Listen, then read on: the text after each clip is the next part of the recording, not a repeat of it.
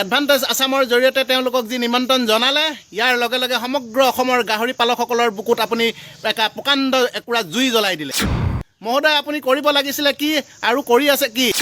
এই পুঁজিপতি বণিক গোষ্ঠীসকলক আপুনি মাতি আনি অসমৰ বজাৰখন গতাই দি অসমত গাহৰি পালন কৰিবলৈ দি সেই গাহৰিসমূহ ক'লৈ বিক্ৰী কৰিব? যে আমি যদি নাগালেণ্ড, মেঘালয় আৰু অৰুণাচললৈ যদি আমি গাহৰি বিক্ৰী নকৰোঁ, পঠাব যদি নোৱাৰোঁ, তেনেহ'লে অসমত আমি 150 টকা কেজি গাহৰি মাংস বিক্ৰী কৰিব লাগিব। এইটো লাজৰ কথা হ'ব, কিয়নো সমগ্ৰ ভাৰতবৰ্ষৰ গাহৰি গৱেষণা কেন্দ্ৰটো অসমতেই আছে। ইমান ডাঙৰ এখন ভাৰত ৰাষ্ট্ৰৰ গাহৰি গৱেষণা কেন্দ্ৰ থকাৰ পিছতো আমি বিদেশী কোম্পানীৰ শৰণাপন্ন হ'বলগীয়া হৈছে। এইটো কম দুখৰ কথা হ'ব নেকি? নমস্কাৰ, মাননীয় মুখ্যমন্ত্ৰী মহোদয় হিমন্ত বিশ্ব শৰ্মা ডাঙৰীয়া। যোৱা ৰাতি জাপানৰ টকিঅ'ৰ পৰা আপুনি ভিডিঅ' কনফাৰেন্সৰ জৰিয়তে থাইলেণ্ডৰ পুঁজিপতি বণিক গোষ্ঠীক CP গ্ৰুপক অসমত গাহৰি পালন কৰিবলৈ দিয়াৰ উদ্দেশ্যেৰে যি আলোচনাত মিলিত হ'ল তথা সমগ্ৰ উত্তৰ পূৰ্বাঞ্চলৰ গাহৰি বজাৰখন তেওঁলোকক হাতত অৰ্পণ কৰাৰ উদ্দেশ্যেৰে আপুনি এডভান্টেজ আসামৰ জৰিয়তে তেওঁলোকক যি নিমন্ত্ৰণ জনালে ইয়াৰ লগে লগে সমগ্ৰ অসমৰ গাহৰি পালকসকলৰ বুকুত আপুনি প্ৰকাণ্ড একুৰা জুই জ্বলাই দিলে। আপুনি ইয়াৰ পূৰ্ব অনুমান আগতীয়াকৈ কৰা ভাল মহোদয়। অকল অসমৰে নহয়, সমগ্ৰ ভাৰতবৰ্ষৰ গাহৰি পালকসকল তথা গাহৰি ব্যৱসায়ৰ লগত জড়িত সৰু বৰ সকলো ব্যৱসায়ী তথা পালকসকলৰ মনত আপুনি যি আঘাত আনিলে, এই আঘাতৰ কিন্তু হাও আপোনাৰ গাত বাৰুকৈয়ে লাগিব। মহোদয়, আপুনি কৰিব লাগিছিলে কি আৰু কৰি আছে কি? আপোনাক সেইকাৰণে অসমৰ জনতাই আপোনাক পথাৰ আমাৰ, বজাৰ আমাৰ বুলি কোৱাৰ পিছত আপোনালোকক সেইকাৰণে আপোনালোকৰ চৰকাৰ গঠন কৰাইছিলে নেকি? সেইকাৰণে আপোনাক মুখ্যমন্ত্ৰী পাতিছিলে নেকি? যে বিদেশী পুঁজিপতি বণিক গোষ্ঠীৰ হাতত অসমৰ বজাৰখন, অসমৰ পশুপালন, এই গাহৰি পালন ব্যৱস্থা, কুকুৰা পালন ব্যৱস্থা আপুনি তেখেতসকলৰ হাতত অৰ্পণ কৰিব। বিশেষকৈ আপুনি অসমৰ গাহৰি পালকসকলৰ লগত আলোচনা কৰিলে কেইদিন? আপুনি 5 মিনিট সময় এটা দিবলৈ আপোনাৰ ওচৰত সময় নাই। আপুনি অসমৰ সমগ্ৰ গাহৰি পালকসকলক একেলগে মাতি আনি আপুনি 1 ঘণ্টা 2 ঘণ্টাৰ বাবে আলোচনা কৰক। তাৰপিছত আপুনি সিদ্ধান্ত লওক যে আপুনি কি কৰা উচিত আৰু কি কৰা অনুচিত। কাৰণ প্ৰকৃত গাহৰি পালকসকলেহে জানে যে গাহৰি পালনত আচলতে অসমত সমস্যা হৈ আছে কি আৰু ইয়াৰ সমাধান সূত্ৰ কি। সেয়েহে পুনৰবাৰ আপোনাক মই অনুৰোধ কৰিছোঁ, আপুনি সমগ্ৰ অসমৰ গাহৰি পালকসকলক এখন মুকলি মঞ্চলৈ মাতক আৰু তাত আপুনি দিনজোৰা কাৰ্যসূচীৰে সকলোৰে লগত আলোচনা কৰক আৰু আলোচনাৰ অন্তত আপুনি সিদ্ধান্ত লওক আচলতে কৰিব লাগে কি আৰু আপুনি কৰিব বিচাৰিছে কি। এই পুঁজিপতি বণিক গোষ্ঠীসকলক আপুনি মাতি আনি অসমৰ বজাৰখন গতাই দি অসমত গাহৰি পালন কৰিবলৈ দি সেই গাহৰিসমূহ ক'লৈ বিক্ৰী কৰিব? আমাৰ বজাৰখনে দখল কৰিব তেখেতসকলে, পিছত আমাৰ ইয়াত থলুৱা পালকসকলে গাহৰি উৎপাদন কৰিব নোৱাৰা এটা অৱস্থা হ'ব। কাৰণ আমি বিভিন্ন কোম্পানীসমূহক আমি দেখি আহিছোঁ, যিহেতু ব্ৰইলাৰ ক্ষেত্ৰত আমাৰ থলুৱা পালকে কেতিয়াও নিজাববীয়াকৈ ব্ৰইলাৰ উৎপাদন কৰিব নোৱাৰা হ'ল আৰু অন্যান্য আমাৰ থলুৱা যিসমূহ দোকানী আছিল, সেই দোকানীসমূহো আজিকালি এই বৃহৎ শ্বপিং মলবোৰ অহাৰ পিছৰে পৰা দোকানবিলাকৰ তথৈবচ অৱস্থা আৰু তেওঁলোকে দোকান পোহাৰ বন্ধ কৰি হাজিৰা কৰিবলগীয়া এটা অৱস্থা হৈছে। গতিকে মহোদয়, আপুনি এই সময় থাকোঁতে এই সিদ্ধান্ত বাতিল কৰক। কোনো কাৰণতে আপুনি এডভান্টেজ আসামৰ জৰিয়তে তেখেতসকলক অসমত ৰঙা দলিচা পাৰি নিদিব। ইয়াৰ পিছতে আপোনাক মই ক'ব বিচাৰিছোঁ, আমি সদৌ অসম গাহৰি পালক সন্থাই তথা আমাৰ থলুৱা গাহৰি পালকসকলে পূৰ্বৰে পৰাই বহিৰাজ্যৰ গাহৰিকে অসমত বিৰোধিতা কৰি আছে। তেনেস্থলত আপুনি বিদেশী গাহৰি, আকৌ বিদেশৰ পালকক গাহৰি ইয়াত উৎপাদন কৰিবলৈ দিয়াৰ কথা কি হতেৰে চিন্তা চৰ্চা কৰিছে? আৰু এই মুহূৰ্তৰ খবৰ অনুসৰি তেখেতসকলে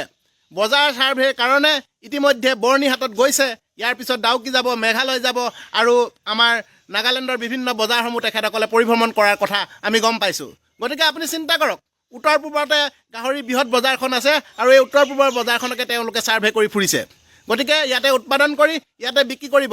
আমাৰ অসমত ইমান গাহৰি উৎপাদন আছে যে আমি যদি নাগালেণ্ড, মেঘালয় আৰু অৰুণাচললৈ যদি আমি গাহৰি বিক্ৰী নকৰোঁ, পঠাব যদি নোৱাৰোঁ, তেনেহ'লে অসমত আমি 150 টকা কেজি গাহৰি মাংস বিক্ৰী কৰিব লাগিব। গাহৰি উৎপাদন কৰি আমি অসমত কেতিয়াও লাভৱান হ'ব নোৱাৰিম যদিহে আমি বহিৰাজ্যলৈ বা ওচৰ চুবুৰীয়া আমাৰ ৰাজ্যকেইখনলৈ যদি আমি পঠাব নোৱাৰোঁ। তেনেস্থলত আৰু বিদেশী কোম্পানীক আনি অসমত গাহৰি উৎপাদন কৰোৱাৰ অৰ্থটো কি? গতিকে যিহেতু আমি বজাৰখন ভালদৰে নাপাওঁ, আমি উচিত মূল্যটো নাপাওঁ, যাৰ বাবে আমি বহিৰাজ্যৰ গাহৰি, পঞ্জাৱ হাৰিয়ানাৰ গাহৰি অসমৰ মাজেদি বা অসমত প্ৰৱেশ কৰাত আমি বাধা আৰোপ কৰোঁ, যিহেতু ASFৰো কথা লগতে আছে। গতিকে আমি যিহেতু আমাৰ উত্তৰ পূৰ্বাঞ্চলৰ নাগালেণ্ড, মেঘালয়, অৰুণাচল এইসমূহে আমাৰ বজাৰ আৰু সেই বজাৰসমূহত তেখেতসকলে ছাৰ্ভে কৰিবলৈ গৈছে, তেনেহ'লে আমি অসমত আমি পালন কৰি থকা গাহৰিসমূহ ক'ত বিক্ৰী কৰিম? মহোদয় এই কথাবোৰ আপুনি ভালদৰে চিন্তা চৰ্চা কৰা ভাল যিহেতু অসমত গাহৰি যথেষ্ট উৎপাদন আছে আপোনালোকৰ চৰকাৰে বিশেষ সহায় নকৰিলেও আমাৰ পালকসকলে একক প্ৰচেষ্টাৰে এই গাহৰি উৎপাদন কৰি আছে আৰু অনাগত দিনতো কৰি থাকিব আপোনালোকক অকণমান সহায় বিচাৰি গ'লোঁ কাৰণে আপোনালোকক আমি ক'লোঁ যে উন্নত মানৰ আমাক সঁচ আনি দিয়ক যিহেতু ইনব্ৰিডিঙৰ সমস্যাৰে আমাৰ গাহৰিসমূহ জৰ্জৰিত হৈ পৰিছে আমাৰ পালকসকলৰ উৎপাদন ক্ষমতা সিমান বৃদ্ধি হোৱা নাই আপুনি সঁচ আনি দিয়ক আমাক বিদেশৰ পৰা সঁচ আনি কি অসমত তেনেকুৱা নাই নেকি যে নিউক্লিয়াছ ফাৰ্ম স্থাপন চলাই নিব পৰা কোনো এজন ব্যক্তি নাই নেকি নাই যদি আপুনি বিদেশৰ পৰা দৰমহা দি তেনেকুৱা নিউক্লিয়াছ ফাৰ্ম চলাব পৰা বিশেষজ্ঞক আনি দৰমহা দি ৰাখক কিন্তু বিদেশী পুঁজিপতি বণিক গোষ্ঠীক কেতিয়াও হাতত অৰ্পণ নকৰিব এইটো লাজৰ কথা হ'ব কিয়নো সমগ্ৰ ভাৰতবৰ্ষৰ গাহৰি গৱেষণা কেন্দ্ৰটো অসমতেই আছে এই NRCP থকাৰ পিছতো যদি আমি বিদেশী কোম্পানীৰ শৰণাপন্ন হ'বলগীয়া হয় তেনেহ'লে ই অকল অসমৰে নহয় সমগ্ৰ ভাৰতবৰ্ষৰ বাবে ই আটাইতকৈ লজ্জাৰ কাৰণ হৈ পৰিব কাৰণ ইমান ডাঙৰ এখন ভাৰত ৰাষ্ট্ৰৰ গাহৰি গৱেষণা কেন্দ্ৰ থকাৰ পিছতো আমি বিদেশী কোম্পানীৰ শৰণাপন্ন হ'বলগীয়া হৈছে এইটো কম দুখৰ কথা হ'ব নেকি গতিকে মহোদয় সময় থাকোঁতে আপুনি সিদ্ধান্তসমূহ লওক যিহেতু তেখেতসকলৰ উদ্দেশ্য এটা নহয় তেখেতসকলে নিউক্লিয়াছ ফাৰ্ম কৰাৰ কথা কয় তেখেতসকলে দানা কোম্পানী গঠন কৰাৰ কথা কয় তেখেতসকলে ব্ৰিডিং ফাৰ্ম কৰাৰ কথা কয় তেখেতসকলে মাল্টিপ্লাই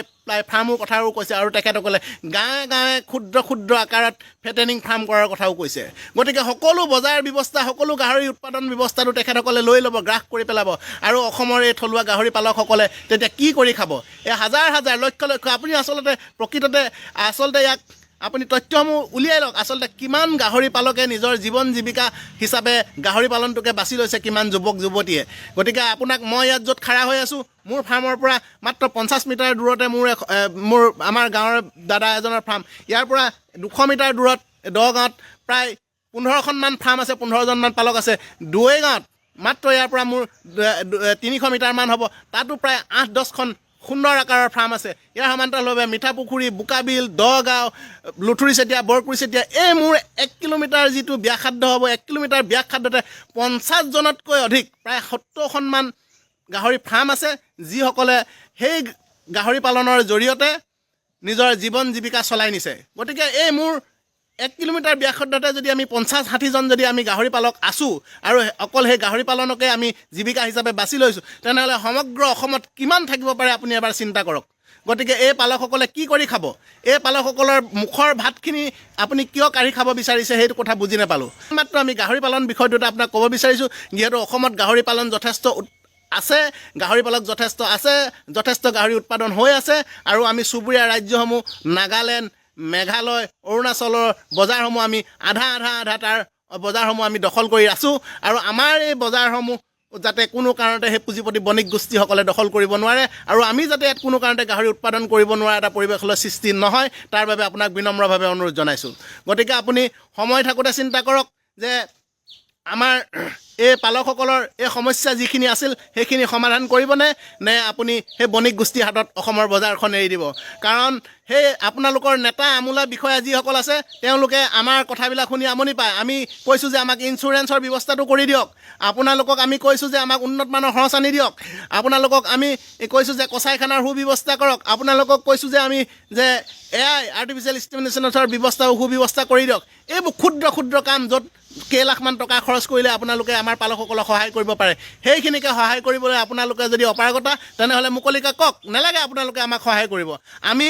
একক প্ৰচেষ্টাৰে আমাৰ সদৌ অসম গাহৰি পালক সন্থাৰ পালকসকলে অসমৰ ৰাইজক লগত লৈ আমি আগবাঢ়ি যাম গতিকে আপোনালোকে কিন্তু যদি আমাক সহায় কৰিব নোৱাৰে কিন্তু আমাৰ অধিকাৰ আমাৰ বজাৰ আমাৰ পথাৰ আমাৰ পৰা কাঢ়ি নিয়াৰ প্ৰয়াস আপোনালোকে নকৰিব গতিকে মুখ্যমন্ত্ৰী মহোদয় আমি এতিয়া এনেকুৱা লাগিছে যে কি কাৰণে মই বিজেপি চৰকাৰক ভোট দিছিলোঁ কি কাৰণে আপোনাক ভোট দিছিলোঁ কি কাৰণে আপোনাক মুখ্যমন্ত্ৰী বনাইছিলোঁ আজি মোৰ দুখ লাগিছে আপুনি শিৱসাগৰলৈ আহোঁতে যেনেদৰে আপোনাক আমি আদৰি আনিছিলোঁ আজি মোৰ দুখ লাগিছে যে আপোনাক কিয় আমি আদৰি আনিবলৈ গৈছিলোঁ গতিকে আপুনি সময় থাকোঁতে চিন্তা চৰ্চা কৰক আপোনাক বহুত বেছি মানুহে আশা কৰি অসমৰ মুখ্যমন্ত্ৰী পাতিছিলে গতিকে এই অসমৰ থলুৱা পালকসকলৰ মুখৰ ভাতখিনি আপুনি কাঢ়ি ল'বলৈ প্ৰয়াস নকৰিব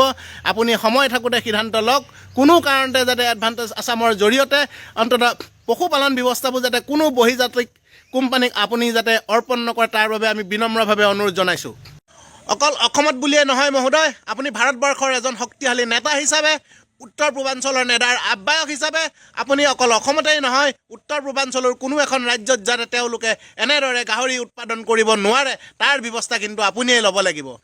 গতিকে মহোদয় আপুনি বুজা ভাল যে আপোনাৰ পশুপালন বিভাগেও নিবিচাৰে যে অসমত ক্ষুদ্ৰ ক্ষুদ্ৰ অসংখ্য গাহৰি ফাৰ্ম থাকক বা পালক সৰহ হওক, তেওঁলোকে নিবিচাৰে। কাৰণ তেওঁলোকৰ পালকৰ সংখ্যা বৃদ্ধি হ'লে তেখেতসকলে সমস্যা হয়, তেখেতসকলৰ সমস্যা হয়। কাৰণ আমি তেখেতসকলৰ লগত কথা পাতি সেইখিনি অনুমান কৰিব পাৰিছোঁ। তেওঁলোকে বিচাৰে যে অসমত খুব বেছি 4 বা 5খন ফাৰ্ম হওক আৰু সেই 4-5খন ফাৰ্মেই যাতে গোটেই বজাৰসমূহ দখল কৰক, গোটেই অসমৰ গাহৰি মাংসৰ উৎপাদনৰ ব্যৱস্থাটো অকল সেই 4-5খন ফাৰ্মেই লওক। আৰু এই বহুজাতিক কোম্পানীবিলাকে আহিলে আপুনি নিশ্চয় অনুমান কৰিব পাৰিছে যে তেওঁলোকে খুব বেছি 3 পৰা 5খন ফাৰ্ম অসমত কৰিলে সমগ্ৰ অসমত যিমান গাহৰি লাগে সকলোখিনি তেখেতসকলে উৎপাদন কৰি পেলাব। তেতিয়াহ'লে আমাৰ এই যি লক্ষ লক্ষ গাহৰি পালকে ক্ষুদ্ৰ ক্ষুদ্ৰ আকাৰে ফাৰ্ম কৰি নিজৰ জীৱন জীৱিকা ঘৰ সংসাৰ চলাই নিছে, এইবোৰ সম্পূৰ্ণৰূপে বন্ধ হৈ পৰিব।